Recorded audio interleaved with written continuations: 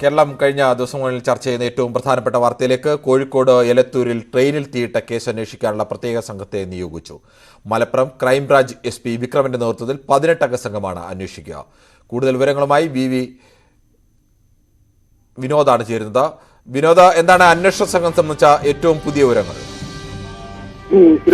വിവിധ ഏജൻസികളാണ് ഇപ്പോൾ അന്വേഷണം നടത്തുന്നത്. കേരള പോലീസും കേന്ദ്ര ഏജൻസികളും അതോടൊപ്പം തന്നെ റെയിൽവേയുടെ വിഭാഗവും ഒക്കെയും ഈ കേസുമായി ബന്ധപ്പെട്ട വിശദമായ അന്വേഷണം നടത്തുകയാണ്. ഇതിനിടെയാണ് ഇപ്പോൾ കേരള പോലീസിന്റെ പ്രത്യേക അന്വേഷണ സംഘം രൂപീകരിച്ചുള്ള ഉത്തരവ് പുറത്തിറങ്ങിയിരിക്കുന്നത്. രാവിലെ തന്നെ DGP ഇക്കാര്യം വ്യക്തമാക്കിയിരുന്നു. ഇന്ന് തന്നെ പ്രത്യേക അന്വേഷണ സംഘം രൂപീകരിക്കുമെന്ന് മലപ്പുറം ക്രൈംബ്രാഞ്ച് SP വിക്രമന്റെ നേതൃത്വത്തിൽ 18 അംഗ സംഘത്തെയാണ് രൂപീകരിച്ചിട്ടുള്ളത്. അതോടൊപ്പം തന്നെ തീവ്രവാദ വിരുദ്ധ squad DISP Baiju Paulose, Kozhikode town assistant commissioner Vijuraj, Tanur DISP DV Benny, Kozhikode city railway police inspector Sudheer Manohar, Vadakara inspector Manoj Kumar എന്നിവർ സംഘത്തിലുണ്ട്.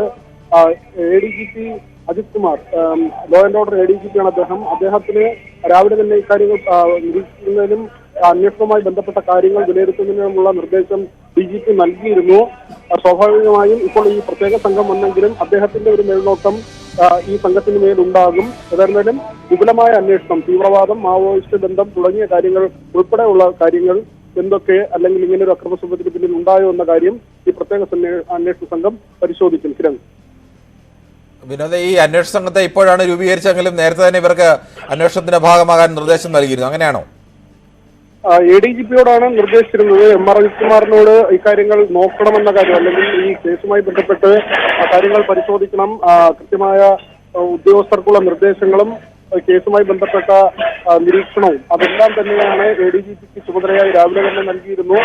അതിനുശേഷമാണ് ഇപ്പോൾ ഒരു പ്രത്യേക സംഘം, ഇവർക്കാണ് കേസുമായി ബന്ധപ്പെട്ട ദൈനംദിന കാര്യങ്ങളിലെ അന്വേഷണവും തുടർ നടപടികളും ഇതിന്റെ തെളിവ് ശേഖരണം ഉൾപ്പെടെയുള്ള കാര്യങ്ങൾ ഈ ഉദ്യോഗസ്ഥരാണ് നിർവഹിക്കേണ്ടത്. മലപ്പുറം ക്രൈംബ്രാഞ്ച് SP വിക്രമന്റെ നേതൃത്വത്തിലുള്ള 18 അംഗ സംഘം അവരാണ് ഈ കേസിലെ തുടർ നടപടികൾ, ഇതിന്റെ അന്വേഷണ നടപടികൾ പൂർത്തിയാക്കേണ്ടതും ഈ കേസുമായി ബന്ധപ്പെട്ട മറ്റു കാര്യങ്ങൾ ചെയ്തു തീർക്കേണ്ടതിന്റെയും ഉത്തരവാദിത്വവും ചുമതലയുമുള്ള 18 അംഗ പ്രത്യേക സംഘത്തിനാണ് ഇപ്പോൾ പോലീസ് ആസ്ഥാനം DGP-യുടെ നിർദ്ദേശപ്രകാരം രൂപം നൽകിയിട്ടുള്ളത്. ഈ ടീമിലാണ് ഇപ്പോൾ ഭീകരവിരുദ്ധ സ്ക്വാഡിന്റെ ഉദ്യോഗസ്ഥർ DISP ഉൾപ്പെടെ ഉള്ളവരെ ഉൾപ്പെടുത്തിക്കൊണ്ടുള്ള ഒരു പ്രത്യേക അന്വേഷണ സംഘം. ഈ സംഘമാണ് അന്വേഷിക്കുന്നതെങ്കിലും ADGP ഈ സംഘത്തിന്റെ പ്രവർത്തനവും ഇവരുടെ ഓരോ ദിവസത്തെയും ഇവർ സമാഹരിക്കുന്ന തെളിവുകളും അതിന്മേലുള്ള വിശകലനവും ഉൾപ്പെടെയുള്ള കാര്യങ്ങൾ ADGP തലത്തിൽ നിരീക്ഷിക്കും. ഈ 18 അംഗ സംഘമായിരിക്കും ഈ കേസുമായി ബന്ധപ്പെട്ട കാര്യങ്ങളുടെ തുടർ അന്വേഷണം നടത്തുക. കിരൺ, അന്വേഷണ സംഘം സംബന്ധിച്ച വിവരങ്ങൾ നൽകിയത് വിനോദാണ്.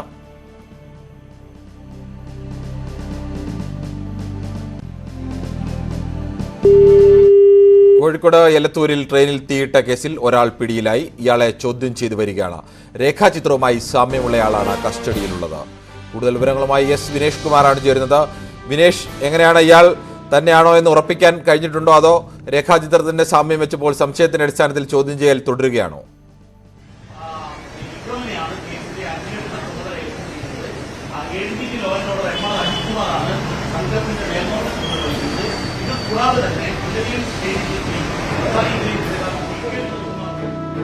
വിനേഷ്, കേൾക്കാമോ? ഇയാളെ സ്ഥിരീകരിക്കാൻ കഴിഞ്ഞിട്ടുണ്ടോ, അതോ സംശയത്തിന്റെ അടിസ്ഥാനത്തിൽ ഇപ്പോൾ അന്വേഷണം നടത്തുകയാണോ?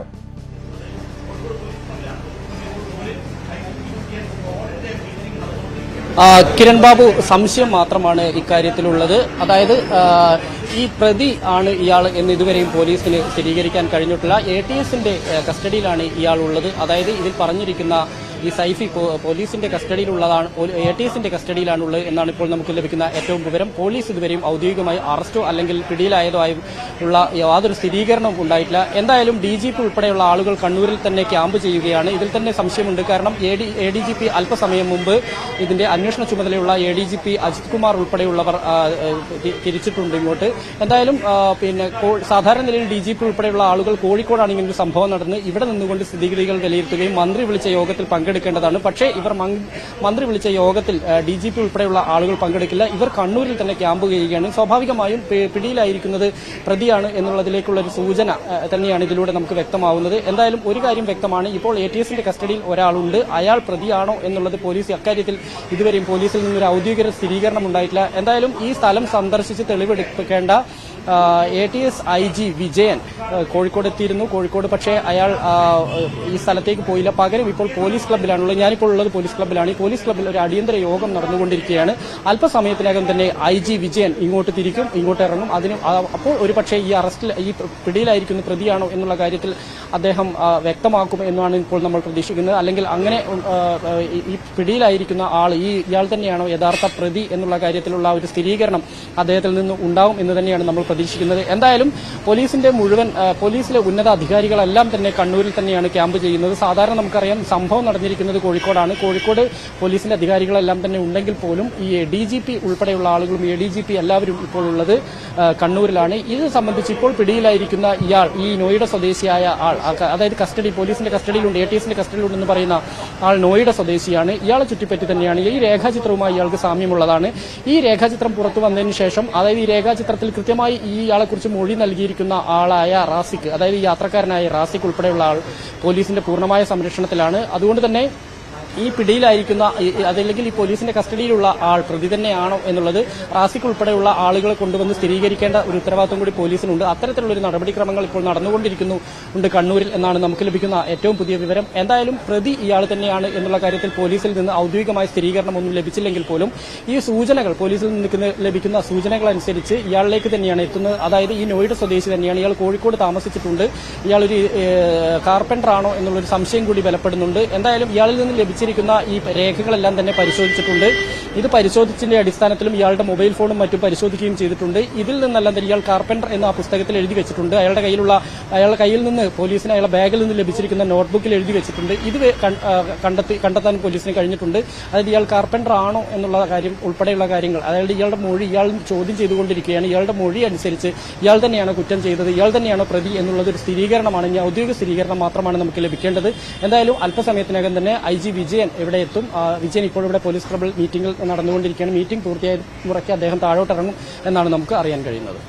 ശരി, വിനേഷ് കുമാറാണ് വിവരങ്ങൾ നൽകിയത്.